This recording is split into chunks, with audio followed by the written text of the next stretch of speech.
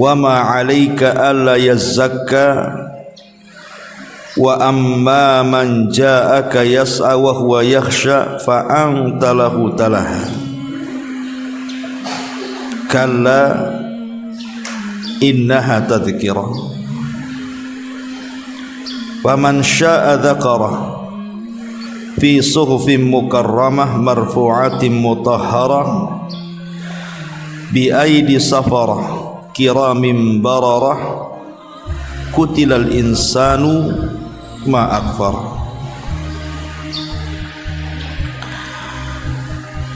Abasa wa tawalla, dia maksudnya Nabi sallallahu alaihi wasallam tiba-tiba berwajah masam kemudian berpaling karena seorang buta yang telah datang kepadanya. Dan tahukah engkau, barangkali dia ingin mensucikan dirinya atau dia ingin mendapatkan pengajaran yang memberi manfaat bagi hidupnya. Adapun orang-orang yang merasa dirinya serba kecukupan, maka engkau memberi perhatian lebih kepada mereka, padahal tidak ada celah atasmu kalau mereka tidak beriman. Dan adapun orang yang datang kepadamu dengan bersegera, sedangkan dia penuh dengan rasa takut kepada Allah, engkau pula malah mengabaikannya. Sekali-kali jangan begitu. Sungguh ajaran-ajaran Allah itu adalah peringatan. Maka barang siapa menghendaki, tentulah dia akan memperhatikannya. Di dalam kitab-kitab yang dimuliakan di sisi Allah, yang ditinggikan dan disucikan di tangan utusan-utusan Allah, para malaikat yang mulia lagi berbakti, celakalah manusia, alangkah kufurnya dia. Baik. Surah Abasa ini asbab nuzulnya adalah kepada seorang sahabat Nabi sallallahu alaihi wasallam yang mulia, Abdullah ibnu Ummi Maktum. Abdullah ibnu Ummi Maktum. Abdullah ibnu Ummi Maktum ini, sebelum kita masuk kepada asbab nuzulnya, sedikit kita bercerita tentang beliau. Nasab beliau adalah Abdullah ibn Qais ibni Zaidah ibni al-Asam ibni Rawahat ibni Hajar ibni Abi Ma'ils ibni Amir ibni Lu'ay.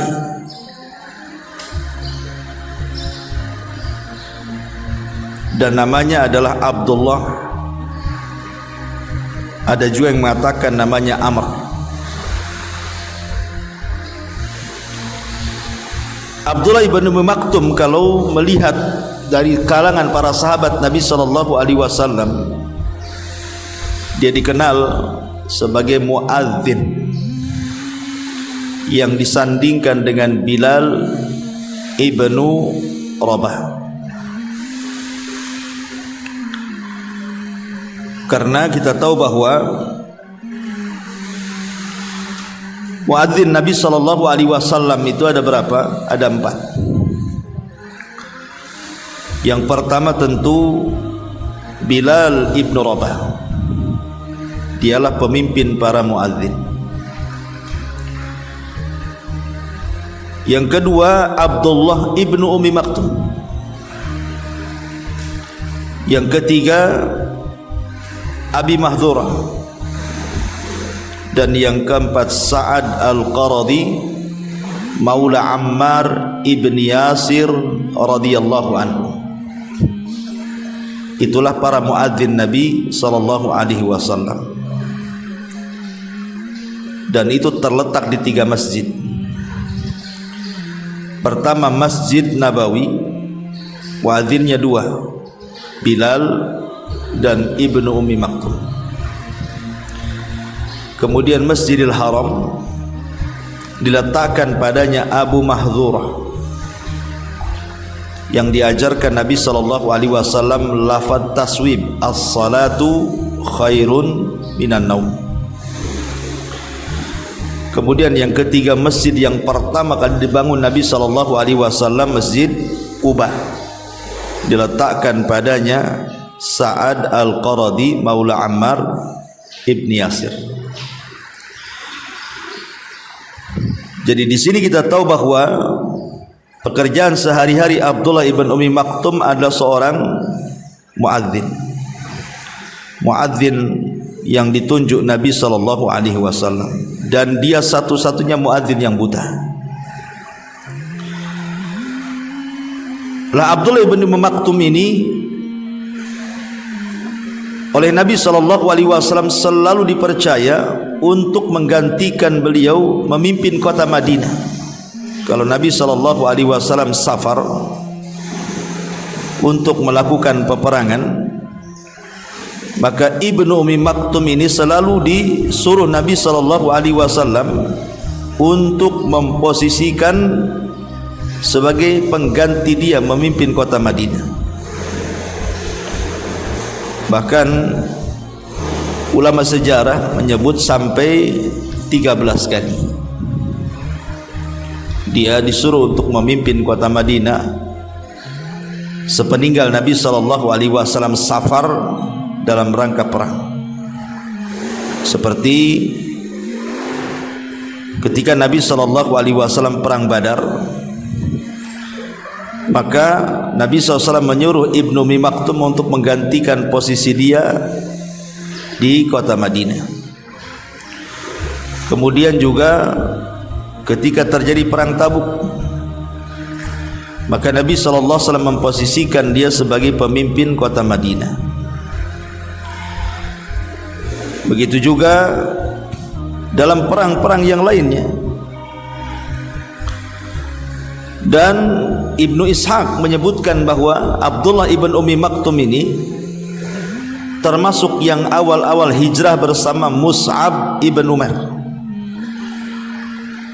dan keduanya maksudnya Ibnu Ummi Maktum dan juga Mus'ab ibn Umar adalah orang yang pertama kali dari kalangan Ansar maksudnya yang mengajarkan Al-Quran di kota Madinah, karena Ibnu Ummi Maktum diberikan kepakaran Al-Quran. Ma'asyiral muslimat yang dimuliakan Allah Subhanahu wa taala, adapun terkait dengan ayat ini, abasa wa tawallai, adalah terkait tentang keislamannya. Jadi ketika hidayah menyapa Ibnu Ummi Maktum dan ingin segera masuk ke dalam Islam, maka dia mencari-cari Nabi sallallahu alaihi wasallam. Lah kebetulan Nabi sallallahu alaihi wasallam ketika itu kedatangan para pembesar Quraisy.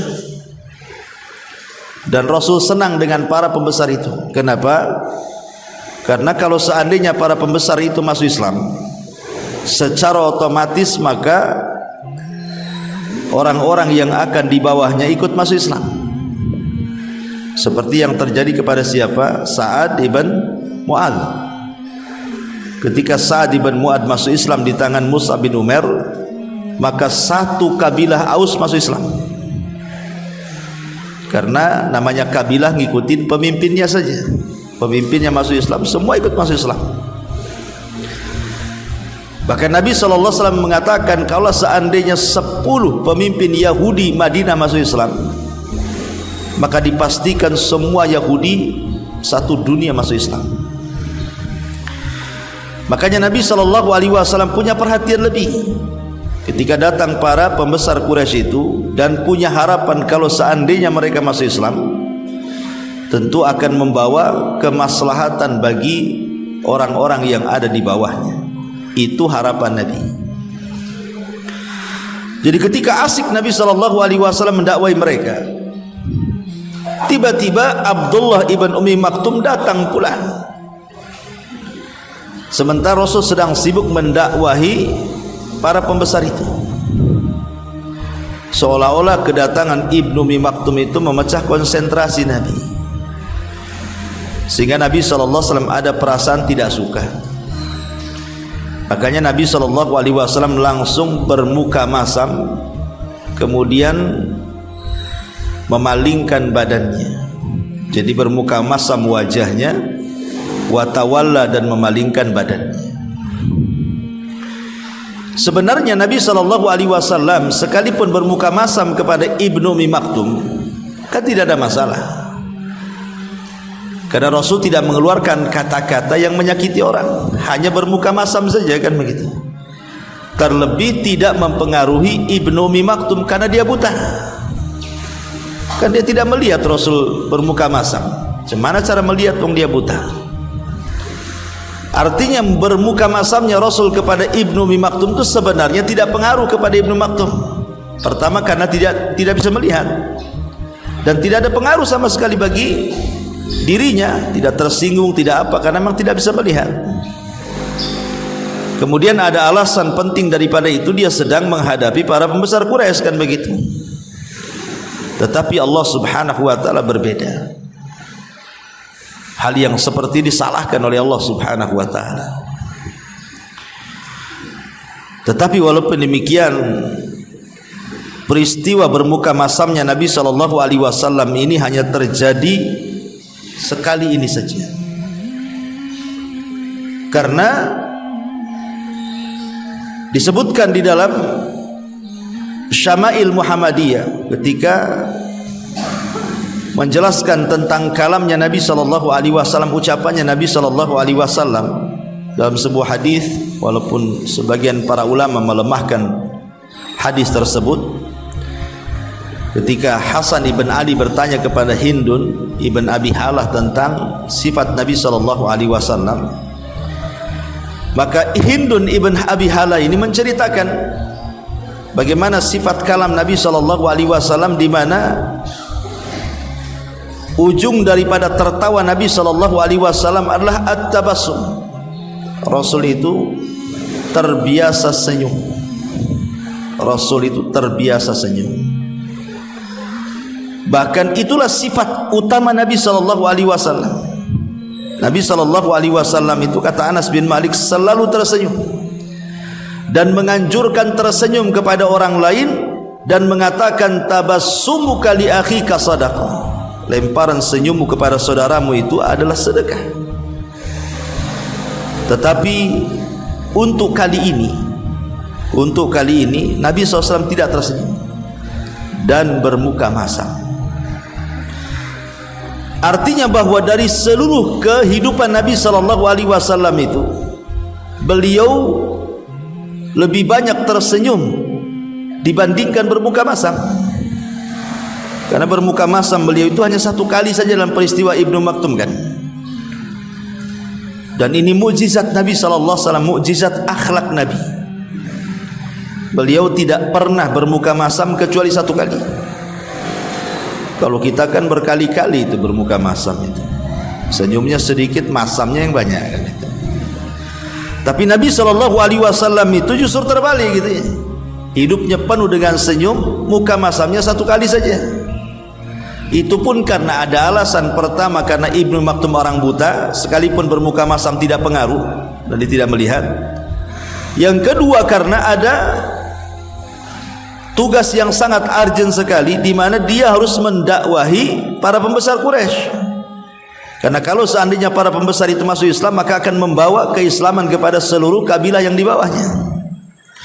Tapi Allah Subhanahu wa taala tetap menurunkan ayat menegur Rasul dan mengatakan abasa wa tawalla. Dia, maksudnya Rasul, berwajah masam tiba-tiba berpaling. Kenapa berwajah masam dan berpaling? Anja'ahul a'ma, karena seorang buta telah datang kepadanya. Siapa? Abdullah ibn Ummi Maktum. Wa mayudrika la'allahu yazzakka, dan tahukah engkau wahai Muhammad, barangkali dia ingin mensucikan dirinya dari dosa. au yadzakkaru fatanfa'ahu dzikra, atau dia ingin mendapatkan pengajaran dan mengambil manfaat darinya. Jadi Ibnu Ummi Maktum datang kepada Rasul itu membawa hati yang tulus, memang ingin masuk Islam, ingin meraih hidayah, ingin membersihkan dosanya, ingin mendapatkan manfaat dari Islam. Tetapi Nabi SAW ketika itu lebih mementingkan para pembesar Quraisy, dan Allah tegur, amma man istaghna, adapun orang-orang yang merasa dirinya kaya, para pembesar Quraisy itu, fa anta lahu tasadda, engkau pula memberikan perhatian lebih kepada mereka. Wa ma'alaika alla yazakka, padahal tidak ada celah atasmu kalau dia tidak mensucikan dirinya, maksudnya tidak beriman. Jadi kalau seandainya Rasul berpaling dari para pembesar Quraisy itu dan menghadap kepada Ibnu Ummi Maktum, Nabi tidak salah, Nabi tidak salah gitu ya, dan tidak akan dihisab lantaran perbuatan itu. Soal mereka masuk Islam atau tidak masuk Islam itu bukan urusan Nabi. Tetapi ketika Rasul kemudian memberikan perhatian lebih kepada para pembesar Quraisy, sementara Ibnu Maktum yang jelas-jelas ingin masuk Islam, ini masalahnya.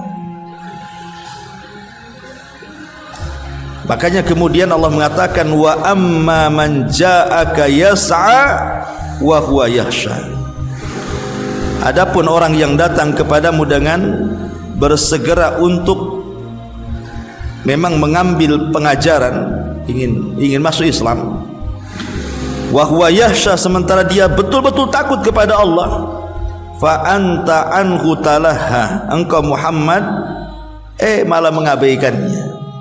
Maka Allah katakan, kalla, sekali-kali jangan begitu, innaha tadhkirah, sesungguhnya ajaran-ajaran Allah itu sebuah peringatan.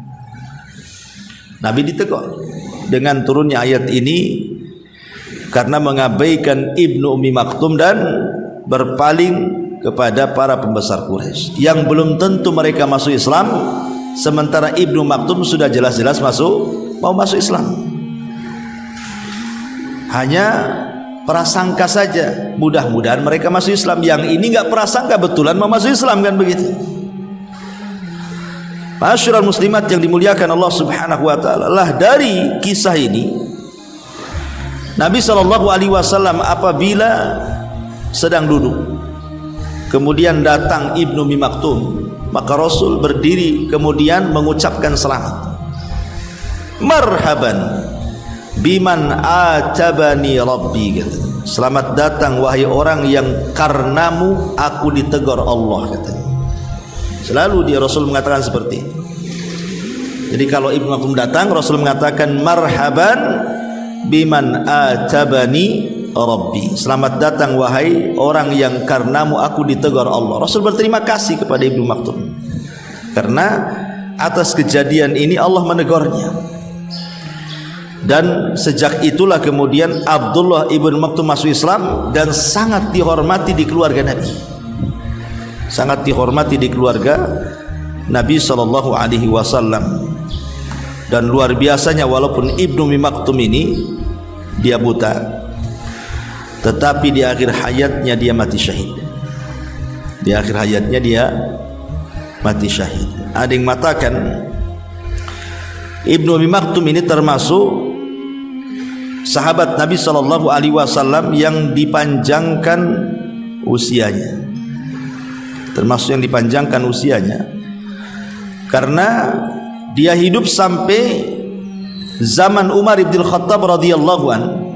Ketika Umar radhiyallahu an melakukan peperangan membebaskan Baitul Maqdis atau dikenal dengan perang Qadisiyah, ketika itu Umar memilih Sa'ad bin Abi Waqqas untuk menjadi pemimpin perang. Lah Ibnu Ummi Maktum ini ingin ikut terlibat perang, tapi karena dia buta, dia meminta kepada rekannya, kemarikan bendera perang itu biar aku yang membawanya. Ketika tugas dia membawa bendera perang, kemudian dia tertebas tangannya, kemudian patah dan ditebas lagi badannya sampai akhirnya dia pun meninggal syahid di perang Qadisiyah. Itulah Abdullah ibn Ummi Maktum, tepat pada tahun 14 dari hijrah Nabi sallallahu alaihi wasallam. Ibnu Ummi Maktum meninggal dunia di peperangan Qadisiyah. Taib, ma'asyiral muslimat yang dimuliakan Allah Azza wa Jalla, ini asbab nuzul dari surah Abasa wa Tawalla. Taib, kita bahas ayatnya. Di sini Allah Subhanahu wa taala mengatakan, setelah menyebutkan tentang peristiwa Abdullah ibn Ummi Maktum, kemudian Allah Subhanahu wa taala menegur Nabi sallallahu alaihi wasallam dengan menurunkan ayat Abasa wa Tawalla ini. Maka Allah Subhanahu wa taala melanjutkan firman-Nya. Allah Subhanahu wa taala mengatakan di sini, kalla innaha tadhkirah, sekali-kali jangan begitu. Sungguh ajaran-ajaran Allah itu sebuah peringatan. Maksudnya ajaran-ajaran Allah ini disyaratkan kepada Al-Quran. Jadi Al-Quran itu adalah sebuah peringatan. Berarti harusnya orang-orang yang membaca Al-Quran itu paham bahwa isi Al-Quran itulah peringatan dari Allah Subhanahu wa taala kepada kita. Di dalamnya ada perintah dan ada larangan. Faman syaa'a dzakarah, maka barang siapa menghendaki, tentulah dia akan memperhatikannya. Barang siapa yang menghendaki, maksudnya menghendaki hidayah, tentu dia akan memperhatikan betul-betul Al-Quran yang ada di hadapannya. Karena Al-Quran itu kitab hidayah. Kalau ingin mendapatkan hidayah, baca Quran, pelajari Al-Quran. Makanya ketika Allah Subhanahu wa taala menurunkan Adam, Hawa dan juga iblis dari sorga ke bumi, apa firman-Nya? Fa imma ya'tiyannakum minni hudan faman tabi'a hudaya fala khaufun alaihim wala hum yahzanun. Adam, Hawa dan iblis, kelak akan kuturunkan petunjukku kepada kalian bertiga. Maksudnya apa petunjuk di sini? Kitab-kitab dari langit dan rasul-rasul dari bumi. Itulah petunjuk Allah Subhanahu wa taala, kitab-kitab dari langit dan rasul-rasul yang diutus di bumi. Maka barang siapa yang mengikuti kitab-kitab yang diturunkan di langit dan mengikuti rasul-rasul yang diutus di bumi, fala khaufun, maka dia tidak akan takut, wala hum yahzanun, dia tidak akan sedih. Dalam ayat yang lain, fala yadhillu, tidak mungkin sesat, wala yashqa, tidak mungkin celaka.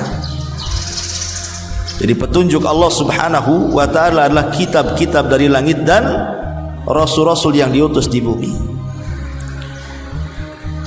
Kalau dulu ada Nabi Musa alaihi salatu wassalam dan Tauratnya, berarti siapapun yang mengikuti Musa dan mengikuti petunjuk Taurat, dia di atas petunjuk.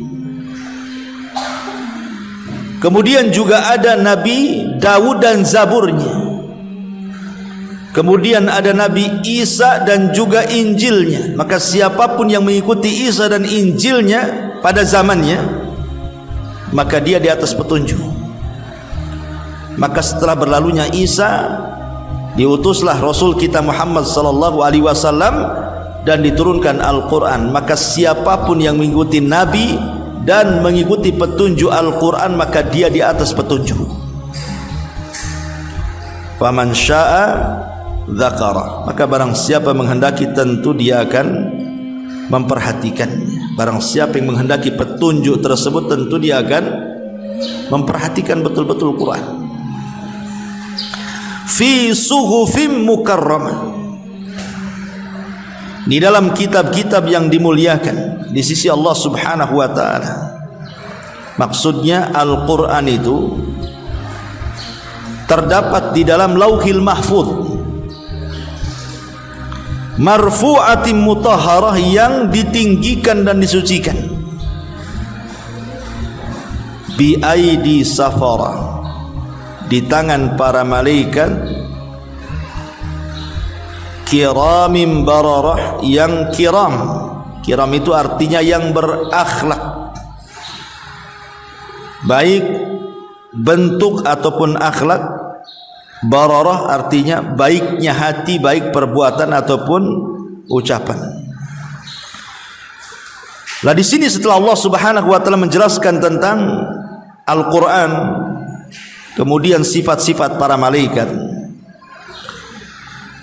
Dari sifat para malaikat di sini berarti malaikat itu memiliki dua sifat, kiram dan bararah. Maka harusnya seorang penghafal Quran ataupun orang yang gemar dengan Al-Quran, hendaklah dia tersifati dengan dua sifat ini, kiram dan bararah. Apa kiram? Kiram itu artinya memiliki kemuliaan. Mulia itu artinya indah akhlaknya dan indah bersih tubuhnya. Jadi badannya dijaga, tidak kotor gitu ya. Dan akhlaknya juga sama dijaga sehingga memiliki akhlak yang mulia. Kalau bararah itu artinya hatinya, hati dan perbuatannya berusaha dijaga, itu disebut bararah. Maka orang yang gemar membaca Quran harus berusaha untuk mensifati dengan kiram dan bararah. Sampai di sini cerita Quran dan para malaikat. Baru Allah Subhanahu wa taala berpindah kepada manusia-manusia pengingkar kehidupan setelah kematian. Qutilal insanu ma akfar. Qutila artinya lu'ina, dilaknat. Kalau ada kalimat qutila dalam Quran artinya lu'ina, dilaknat. Siapa dilaknat? Al-insan, manusia. Dan laknat itu artinya dijauhkan daripada rahmat dan didekatkan dengan azab. Itu disebut rahmat, laknat. Siapa manusia-manusia yang dilaknat itu adalah manusia-manusia yang sangat kafir. Kafir dengan kehidupan setelah kematian. Celaka manusia, alangkah kufurnya dia. Min ayyi syai'in khalaqah, dari apa Allah menciptakannya? Min nutfatin khalaqahu faqaddarahu, dari setetes mani dia menciptakannya lalu menentukannya. Thumma sabila yassarah, kemudian jalannya dimudahkan. Thumma amatahu fa'akbarah, kemudian dia mematikannya dan menguburkannya. Thumma idza syaa ansyarahu, kemudian jika dia menghendaki dia membangkitkannya kembali. Kalla lamma yaqdima amara, sekali-kali jangan begitu. Manusia itu belum melaksanakan apa yang Allah perintahkan kepadanya. Di sini Allah Subhanahu wa taala mengingatkan kepada kita tentang asal ciptaan manusia. Dari apa kita diciptakan?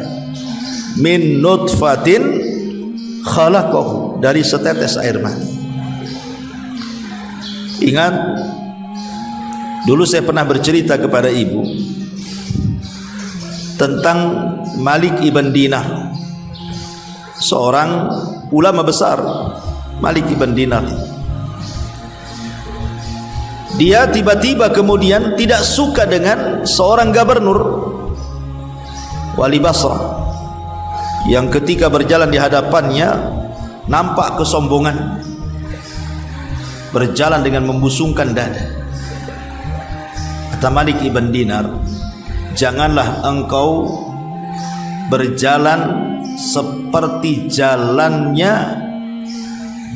yang sangat dimurkai Allah. Jangan membusungkan dada. Jadi wali Basrah ini yang sekaligus juga pemimpin perang, Tiba-tiba dia mengatakan kepada Malik ibn Dinar, "Ata'rifuni? Tidakkah kau kenal aku?" katanya. Kau kenal aku ya? Kau berani kamu mengatakan seperti itu kepadaku? Maka kata Malik ibn Dinar, "Bal a'rifuka haqqal ma'rifah." Oh, aku sangat kenal siapa kamu. Aku sangat kenal siapa kamu. Bukankah kamu adalah manusia yang keluar dari 2 lubang najis? Maksudnya 2 lubang najis itu pertama dari laki-laki saat meneteskan sperma, kemudian yang kedua dari perempuan saat dilahirkan. Makanya dia mengatakan, bukankah engkau yang keluar dari 2 lubang najis, dan sekarang di perutmu juga engkau membawa najis, kotoran, dan kalau engkau mati dan tidak dikuburkan, engkau akan jadi bangkai yang manusia tidak suka dan engkau akan menjijikan. Itulah kamu, katanya. Kamu itu orang yang keluar dari 2 lubang najis, dan dalam perutmu juga terdapat najis, dan kalau kau mati dan dikuburkan, engkau ini hanya bangkai begitu saja. Tidak mungkin orang mendekati kamu karena jijik. Baru terdiam orang ini dan mengatakan, "Oh, betul juga," katanya. Dari situ kemudian dia pun memperbaiki cara jalannya. Dari sini menunjukkan bahwa kalau kita tahu asal ciptaan kita itu, tidak mungkin manusia itu sombong, itu maksudnya. Tidak mungkin manusia itu sombong. Apalah manusia itu? Semua manusia keluar dari lubang najis, bahkan dari 2 lubang najis lagi. Kemudian sehari-harinya dalam perutnya kemana-mana membawa najis kan. Isi perut kita itu najis semuanya. Sebab kalau kita buang hajat najis, kita kencing najis juga kencing itu. Dan kalau seandainya Allah wafatkan kita, kemudian Allah biarkan kita gitu saja di jalan, siapa yang bisa mendekati? Bahkan orang yang paling dekat dalam kehidupan kita, istri kita, suami kita, anak kita, saudara kita, kalau kita sudah jadi bangkai terbujur kaku dan sudah berhari-hari bau busuk, siapa yang dekat dengan kita? Nggak ada. Lalu apa yang disombongkan, begitu maksudnya? Kalau semua manusia tercipta dari min nutfatin khalaqahu, dari tetes mani saja kalian sombong. Faqaddarahu, kemudian setelah Allah Subhanahu wa taala menciptakan dari tetes mani, faqaddarahu, lalu dia menentukan takdirnya. Ketika dia di perut ibunya selama 4 bulan, artinya sudah ditiupkan ruh. Sebagaimana hadis yang ma'ruf tentang pengumpulan manusia di perut ibunya kan, 40 hari segumpal mani, kemudian 40 hari berikutnya segumpal darah, 40 hari berikutnya segumpal daging, artinya membentuk manusia. Lah setelah 4 bulan atau 340 hari, kalau digenapkan menjadi 4 bulan kan itu, maka malaikat yang meniupkan ruh akan meniupkan ruh, kemudian mencatat takdir dia, berapa rizkinya, berapa ajalnya, berapa bahagianya, celakanya, akhir hidupnya, su'ul khotimahkah, kemudian husnul khotimahkah, semua dicatat ya. Itulah maknanya faqaddarahu. Maka ketika kemudian semua sudah dicatat dan manusia yakin bahwa kehidupan dia sudah dicatat dalam takdirnya, maka takdir inilah yang menenangkan hati manusia saat mereka hidup di dunia. Karena takdir ini, kalau orang sudah yakin dengan takdir, minimalnya kalaupun datang sebuah kenikmatan tidak terlalu bahagia, ataupun minimalnya saat datang musibah tidak terlalu sedih, karena dua-duanya sudah ditakdirkan. Apa yang ditangiskan sudah ditulis, apa yang dibahagiakan dari nikmat itu sudah dicatat ya. Summa sabila yassara, kemudian jalannya dimudahkan. Ada yang mentafsirkan jalan dimudahkan artinya saat proses kelahirannya Allah mudahkan. Allah mudahkan saat proses kelahiran. Walaupun demikian, Walaupun umumnya orang wanita-wanita melahirkan kan umumnya selamat, jarang yang tidak selamat itu. Ada yang tidak selamat tapi jarang. Umumnya orang melahirkan, wanita melahirkan itu selamat, baik janinnya atau ibunya. Walaupun demikian ada juga yang Allah takdirkan tidak selamat. Makanya saya nasihatkan kepada ibu-ibu yang mungkin ditakdirkan sedang hamil, kemudian akan melahirkan, maka saat melahirkan itu tambatkan hati ibu kepada Allah Subhanahu wa ta'ala. Karena ibu ini sedang menghadapi hal-hal yang tidak mungkin diduga sebelumnya. Artinya bisa saja saat melahirkan meninggal kan. Berapa banyak orang yang ketika nifas dia meninggal. Lah ketika kemudian melahirkan, hatinya terus tertambat kepada Allah Subhanahu wa ta'ala. Kalaupun Allah takdirkan meninggal, anggaplah Allah takdirkan meninggal, maka berbahagialah. Karena di antara orang-orang yang dianggap mati syahid, ya, kata Nabi SAW adalah seorang wanita yang meninggal saat melahirkan. Ya, seorang wanita yang meninggal saat melahirkan itu dianggap syahid. Makanya penting, jadi ketika ibu melahirkan itu yang disebut jangan suami yang disebut, ya, sebut Allah. Saat melahirkan itu biasakan menyebut nama Allah Subhanahu wa ta'ala, ikat hati ibu dengan Allah Subhanahu wa ta'ala. Karena yang memudahkan kelahiran itu siapa? Allah. Yang memudahkan kelahiran itu Allah, bukan suami, bukan dokter, bukan. Yang menjadikan mudah lahir itu Allah Subhanahu wa ta'ala. Karena Allah yang mentakdirkan ibu hamil juga Allah Subhanahu wa ta'ala. Maka minta kepada Allah Subhanahu wa ta'ala supaya dimudahkan kelahirannya.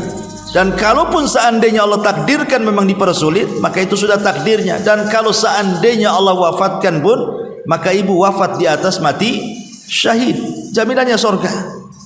Luar biasa. Tsumma sabila yassarahu, kemudian jalannya dia mudahkan. Atau yang dimaksud tsumma sabila yassara ini setelah manusia lahir, Allah mudahkan kehidupannya masing-masing. Allah mudahkan kehidupannya, bisa mencari rezeki masing-masing, mencari kehidupan masing-masing. Akhirnya kemudian yang tadinya tidak punya rumah, Allah mudahkan, akhirnya punya rumah. Yang tidak punya perkakas rumah, Allah mudahkan, akhirnya punya perkakas rumah. Yang tidak punya kendaraan, Allah mudahkan, artinya kemudian Allah berikan kendaraan, dan begitu seterusnya.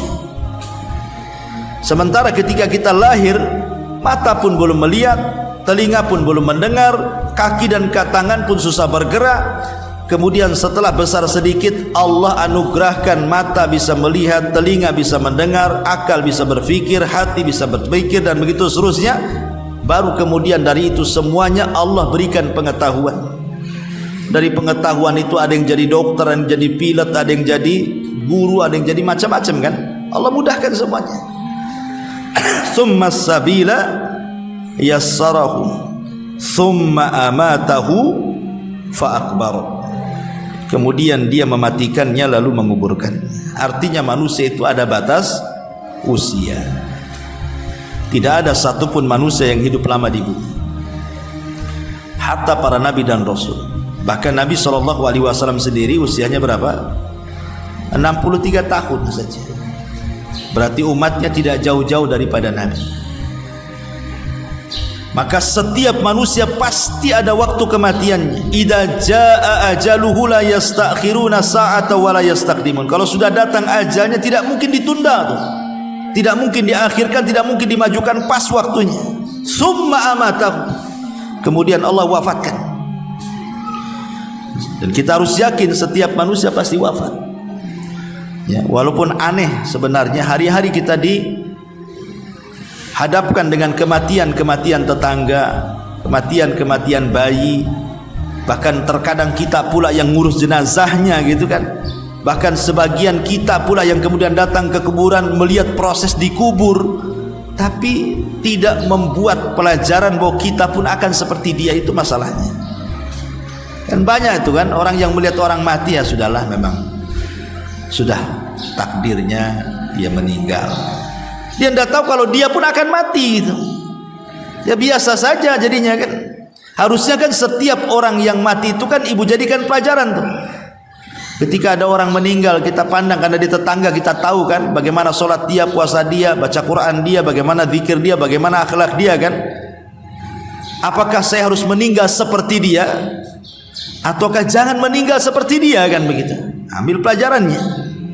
Jangan hanya sekedar melihat orang itu mati ya sudah, memang sudah takdirnya, enggak begitu. Tetapi ambil pelajaran pada setiap orang yang meninggal itu kan, itu madrasah yang paling besar bagi kita, lingkungan sekitar itu. Tsumma amatahu fa'akbarahu. Kemudian lalu ia pun dikuburkan. Manusia saat dikubur itu sebuah ikram, kemuliaan. Sebab manusia itu kan berada di atas bumi, dan ketika wafat ditaruh di balik bumi, dan itu kemuliaan bagi manusia. Kenapa? Sebab kalau seandainya manusia tidak diletakkan di dalam bumi alias dikubur, tentu manusia akan jijik melihatnya.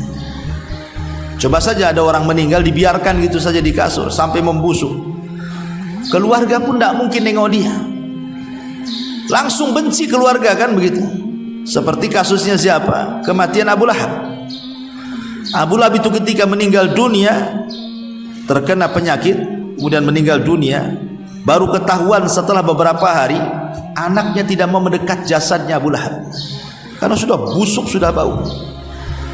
Jadi orang-orang mencela anak-anaknya dan mengatakan, kenapa kau tidak urus jasad bapakmu?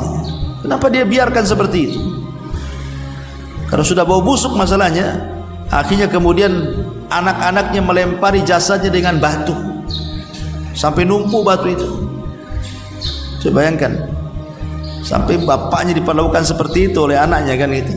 Dan itu dalam bentuk penghinaan Allah kepada Abu Lahab, dikubur dengan cara seperti itu. Makanya ketika kemudian orang itu wafat, kemudian langsung dikubur, itu kemuliaan bagi manusia. Makanya kata Nabi SAW, asri'u bil janazah, segerakan dalam pelaksanaan jenazah itu. Sebab kalau dia orang baik, maka kebaikan yang didahulukan kepadanya. Kalau dia orang jahat, itu sama meletakkan kejahatan di rumahmu. Segerakan kuburkan jenazah itu, karena itu bentuk kemuliaan dia. Alhamdulillah kita ini seorang muslim, Allah muliakan kematian kita dengan dikubur. Betapa banyak orang-orang yang ketika mati malah dibakar, ya kan? Ma'asyiral muslimat, bahkan yang lebih parah lagi dimumikan pula kan ada tuh. Sudah meninggal diobati, dimumikan, ditaruh di gua-gua. Nanti setahun sekali didandani, dibawa pulang lagi.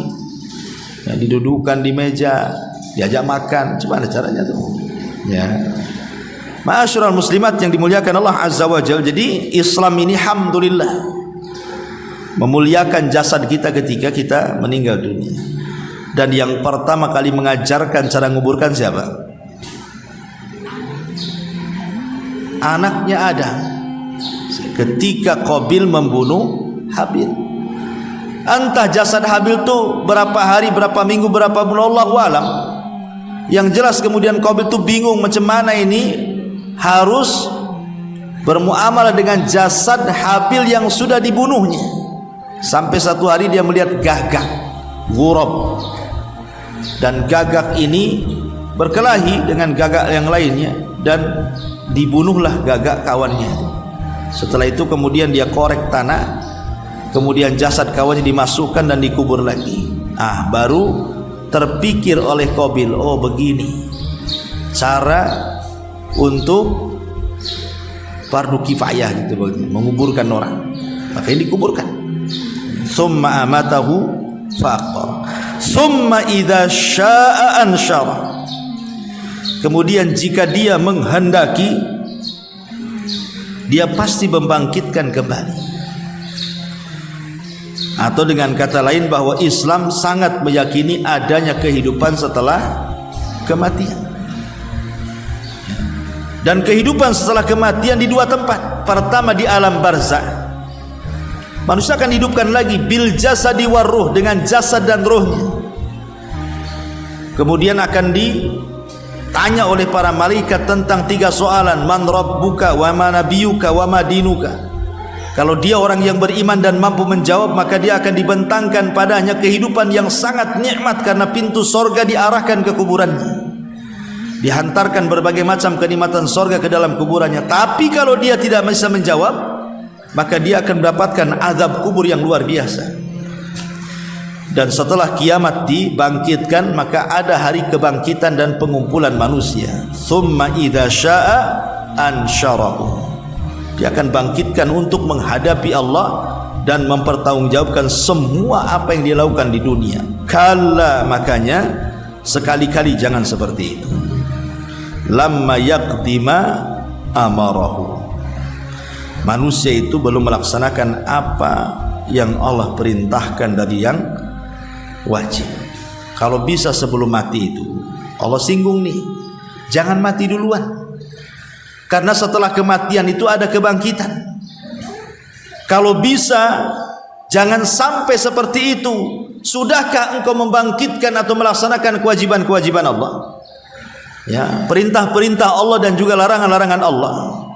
Kalau memang kita sudah melaksanakan perintah, menjauhi larangan, menikmati yang dihalalkan, menjauhi yang diharamkan, kalaupun harus kemudian mati dan dikubur, maka kita sudah siap dengan apa yang dipertanggungjawabkan di hadapan Allah Azza wa Jalla. Tapi kalau belum, kalla lamma yaqdima amara. Sekali-kali jangan begitu. Manusia itu belum melaksanakan apa yang dia atau Allah perintahkan kepadanya. Dan di sini ada isyarat apa? Bahwa orang yang cerdas itu adalah orang yang selalu introspeksi dan selalu mempersiapkan dengan amalan sebelum kematian. Sebagaimana sabda Rasul, al-kayyisu man dana nafsah wa amila lima ba'dal maut. Orang yang cerdas itu orang yang senantiasa melihat dirinya dan mempersiapkan untuk setelah kematian. Baru kalau memang harus dicabut nyawa kita dan kita sudah betul-betul mempersiapkan segalanya, maka itulah yang dinantikan orang-orang yang beriman. Karena Nabi SAW yang mengatakan kan, bahwa orang-orang yang beriman kalau meninggal, maka dia akan mustari, akan istirahat dari penatnya dunia. Tetapi kalau orang-orang fasik yang beriman, yang istirahat bukan dia, tapi orang lain dari dia, hewan-hewan dari dia, tumbuh-tumbuhan dari dia, bahkan bumi dari dia merasa istirahat dengan kepergiannya. Itulah bedanya. Kalau orang yang beriman meninggal, dia yang beristirahat. Tapi kalau orang jahat yang meninggal, orang lain yang beristirahat. Alhamdulillah mati dia. Kalau nggak mati dia bawa rusuh saja gitu. Ya kan? Jadi orang lain yang beristirahat tuh kalau orang jahat mati itu. Tapi kalau orang baik meninggal, kita yang beristirahat dan orang merasa kehilangan kita. Makanya kematian bagi orang yang beriman itu memang dinanti-nanti bagi mereka. Karena memang mereka sangat mencintai, ingin berjumpa dengan Allah. Man ahabba liqa Allah ahabballahu liqa'ah. Barang siapa yang cinta berjumpa dengan Allah, maka Allah cinta berjumpa dengan dia. Dan itulah angan-angan seorang muslim. Tetapi orang-orang jahat terbalik. Waman kariha liqa Allah karihallahu liqa'ah. Barang siapa yang benci berjumpa dengan Allah, artinya kematian, maka Allah pun benci berjumpa dengan dia. Wallahu alam. Sampai di sini dulu penafsiran surah Abasa wa Tawalla sampai di ayat 23. Wallahu a'lam. Baik, sebelum saya tutup, kalau ada yang bertanya.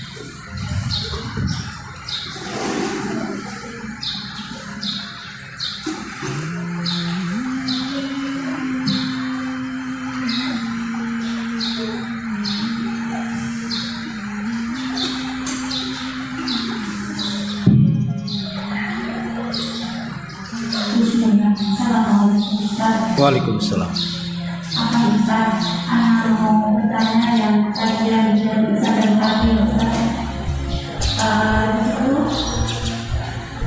ada satu yang ingin Ustaz tadi menantikan kalau bapak atau ibu ingin makan, sebaiknya ditambahkan doa ini. Setelah bismillah kita baca Bismillahirrahmanirrahim yang Ustaz baca dari pagi. Itu kan di dalam hadisnya kita hanya baca bismillah ya Ustaz. Terus ketika kita menempatkan doa itu di setiap baca, itu berarti tidak masalah ya Ustaz ya? Iya. Ya, alhamdulillah. Ya, tadi pagi itu kan saya membahas tentang kisah Abu Muslim Al-Khawlani rahimahullahu ta'ala, karena budak perempuannya itu ingin bebas, makanya dia selalu meletakkan racun di makanannya tuannya itu, dengan harapan mudah-mudahan tuannya mati supaya dia bebas dari perbudakan. Tetapi diracun berkali-kali kok nggak mati-mati. Ceritanya kan begitu. Akhirnya budak ini bosan dan bertanya langsung kepada tuan yang ngaku akhirnya, wahai tuan, maaf saya ingin bertanya, aku ini selalu loh ngasih racun di makanan dan minumanmu, kenapa tidak berdampak kepadamu? Maka kata Abu Muslim Al-Khawlani, lah saya baru tahu kau meletakkan racun di makananku, kata. Lalu apa tujuanmu? Maka sang budak itu mengatakan, tujuanku agar aku bisa lepas dari cengkramanmu, supaya tidak jadi budak lagi. Maka kata Abu Muslim Al-Khawlani rahimahullah tadi mengatakan, ya, karena setiap aku makan dari makanan yang kau suguhkan kepadaku, aku tidak lupa membaca bismillahi la yadurruhu ma'asmi syai'un fil ardi wala fis sama wa huwas samiul alim. Dan aku sangat yakin dengan doa itu, makanya Allah selamatkan aku dari racun. Tapi kalau engkau ingin bebas, a'taqtu liwajhillah, pergi kau bebas. Dimaafkan mana? Ya, oleh Abu Muslim Al-Khawlani. Pertanyaan ibu tadi, di sini kan Abu Muslim Al-Khawlani setiap makan dia membaca doa Bismillahirrahmanirrahim tadi. Apakah boleh seseorang itu membaca doa ini? Ya boleh-boleh saja secara umum membaca doa ini, tapi jangan dilazimkan. Karena memang yang dilazimkan itu cukup baca basmalah saja. Nah, boleh jadi ibu mungkin nampak makanannya udah kadaluarsa tapi lapar pula. Ya. Mau beli tak ada duit. Roti sudah kadaluarsa seminggu kan gitu ya. Udahlah saya makan saja bismillahirrahmanirrahim kan itu ya. Nah, jadi kalau ada hal-hal yang mungkin kira-kira ragu-ragu dengan makanan, nah, maksudnya ragu-ragu itu lebih banyak tidak ada masalah dengan masalahnya, maka baca doa ini. Tapi kalau ragu-ragunya lebih banyak mencelakakan daripada menyehatkan, ya dibuanglah, jangan dimakan. Nggak jelas gitu ya. Apalagi ada info kalau sudah lewat kadaluarsa 17 hari jangan dimakan, nanti mati. Umpamanya kan itu. Kan jelas ada info tuh. Jadi kalau lebih banyak memudaratkan daripada, dan kita tahu lebih banyak memudaratkan daripada maslahat, maka ya jangan dimakan, karena itu sama dengan bunuh diri namanya. Wala tulqu bi aidikum ila tahluka, jangan kalian mencelakakan dan masuk ke lubang kebinasaan, kata Allah. Ya, kalau sekali-kali dibaca tidak ada masalah, wallahu a'lam. Wa ya.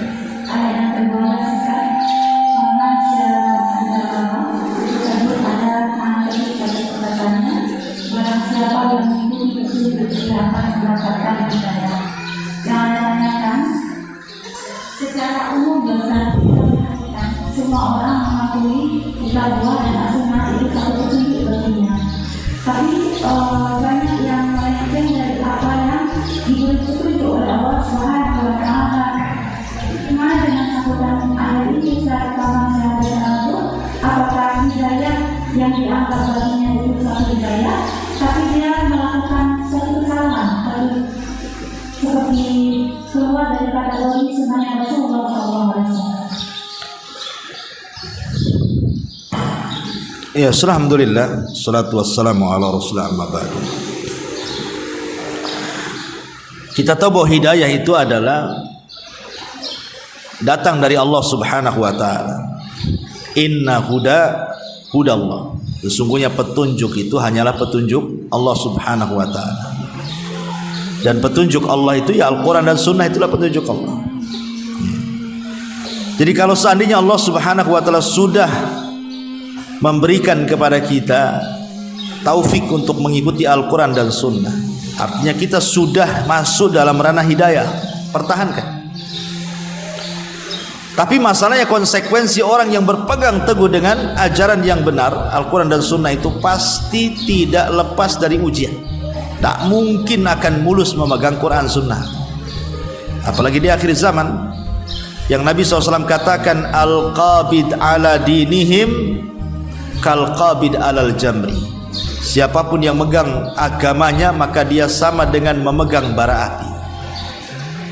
Semakin dipegang, semakin banyak hantaman kan, semakin dipegang semakin banyak rintangan, semakin dipegang semakin banyak tantangan, dan begitu seterusnya. Lah orang-orang yang kemudian di tengah jalan, ya mungkin dia kepeleset, tapi tidak jauh-jauh, namanya manusia itu kan ada saatnya foto. Tapi setelah kepelesetnya dia balik lagi kepada sunnah, balik lagi kepada Quran, maka itulah sifat manusia seperti itu. Yang celaka itu setelah dia berpegang dengan Quran dan Sunnah kemudian kepeleset dan terus mengikuti kepelesetannya. Yang Allah katakan nuwallihi matawalla, kami akan palingkan sesuai dengan keinginan dia berpaling. Nah, itu yang bahaya. Ya. Tapi kalau seandainya satu hari kemudian dia terpeleset kan gitu, kemudian dia kembali, alhamdulillah, maka berarti dia masih di atas hidayah, dan itu yang diinginkan kita. Tapi jangan sampai kemudian terpeleset dan terus terpeleset dan jauh daripada hidayah, akhirnya dia ditutup dengan seperti itu. Na'udzubillah.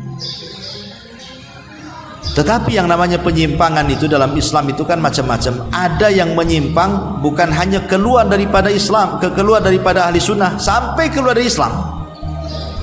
Nah, itu yang kita takutkan. Gara-gara ucapan keluar dari Islam, gara-gara perbuatan keluar dari Islam. Ada perbuatan itu tidak keluar dari Islam, tapi keluar dari dairatu sunnah, dikeluarkan dari amalan-amalan ahli sunnah, masuk kepada amalan ahli bid'ah. Nah, lihat kan itu kategorinya, kita ini menyimpang, itu menyimpang dari apa sampai mengeluarkan kita dari Islam, ataukah hanya mengeluarkan kita dari sifat sunnah saja? Kalau sampai mengeluarkan dari Islam ya bahaya, cepat dia bertobat kepada Allah Azza wa Jalla kalau sampai murtad kan. Ya, tapi kalau seandainya dia tidak keluar dari Islam, ya mungkin terpeleset dalam sunnah saja, ya tinggal diperbaiki saja. Wallahu a'lam.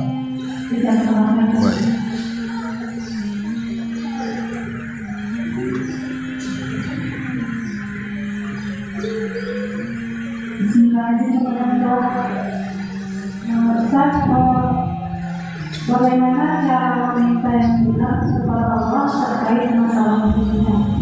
Karena beramal soleh itu ada dunia tidak boleh, maka bagaimana cara yang syar'i yang dengan Allah untuk ada dan dunia?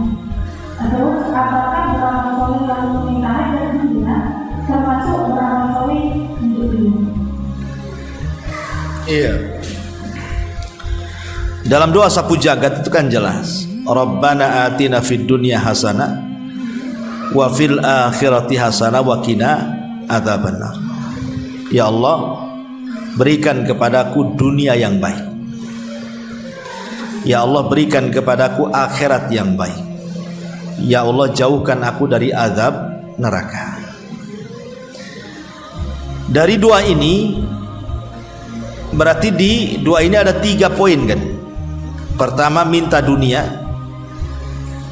yang kedua minta sorga, yang ketiga minta dijauhkan dari neraka. Berarti porsi meminta dunia itu hanya 1/3 saja, tapi porsi meminta akhirat itu 2/3.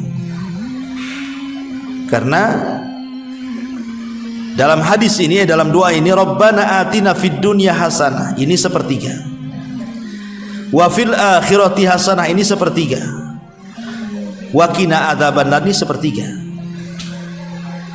Lah, kalau kita perhatikan doa sapu jagat ini, minta dunia itu cuma 1 saja. Di awal saja, Rabbana atina fid dunya hasanah. Sementara doa selanjutnya wa fil akhirati hasanah wa qina adzabannar. Dua-duanya minta akhirat tuh. Berarti kata para ulama, kalaupun kita harus minta dunia, maka mintalah sepertiga dunia, sepertiganya saja, tapi 2/3 minta akhirat. Dari sini kita tahu bahwa porsi akhirat lebih banyak dibandingkan porsi dunia. Dan siapa yang minta akhirat pasti dunia mengikutinya. Tapi siapa yang minta dunia maka akhirat tidak akan mengikutinya. Tetapi ketika kemudian kita memasukkan niat dalam beramal saleh, di dalam hatinya ada dunia ini, maka dilihat. Kalau seandainya dari awal dia beramal saleh itu memang keinginannya dunia, maka amal itu akan dibatalkan. Memang dari awal dia beramal itu li ajli dunia, karena dunia, nah itu sudah nggak akan dapat apa-apa akhiratnya. Ya. Yang kedua, kalau seandainya dunia itu hanya diikut sertakan saja, saya haji, ya nanti sekalian saya belanja emas di sana bagus-bagus, harganya murah-murah, dijual di sini bisa mahal, kan itu. Ya kalau dapat alhamdulillah, kalau tidak pun tidak ada apa-apa, karena tujuan saya haji. Kalau yang seperti ini mengurangi pahala. Berpahala hajinya tapi kurang pahalanya. Kenapa? Karena ada tujuan dunia. Tapi kan intinya haji. Ya. Adapun kemudian yang betul-betul ingin haji, betul-betul tidak ada kepikiran ingin beli emas, beli apa. Memang dari awal ingin haji. Sampai di sana kemudian beli emas dan nggak ada niat juga beli emas sebenarnya. Daripada tangan kosong beli, ya nggak masalah kan itu.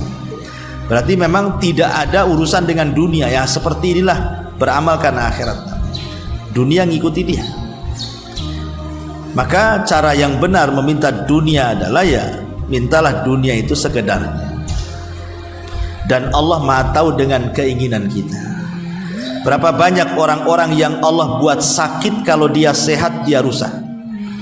Betapa banyak orang-orang yang diberikan kesehatan, kalau dia sakit dia rusak. Berapa banyak orang-orang yang dipanjangkan usianya, kalau dia pendek usianya dia rusak, makanya diberikan kesempatan tobat. Berapa banyak orang-orang yang dipendekkan usia, kalau panjang dia rusak usianya. Berapa banyak orang-orang yang diberikan harta, kalau dia miskin dia rusak. Betapa banyak orang-orang yang dimiskinkan, kalau dia kaya dia rusak. Itulah manusia. Jadi semua itu hikmah dari Allah Azza wa Jalla, gitu maksud. Allah yang kasih semuanya. Maka semua sudah ada takdirnya. Ya, termasuk juga porsi dunia yang kita akan dapat itu semua tidak lepas dari takdir Allah Subhanahu wa taala. Wallahu a'lam. Baik, sampai di sini. Cukup ya. Kita tutup dengan doa kafaratul majlis. Masih ada soalan? Enggak ada. Subhanakallahumma bihamdika asyhadu an la ilaha illa anta astaghfiruka wa atubu ilaik. Allahu ta'ala.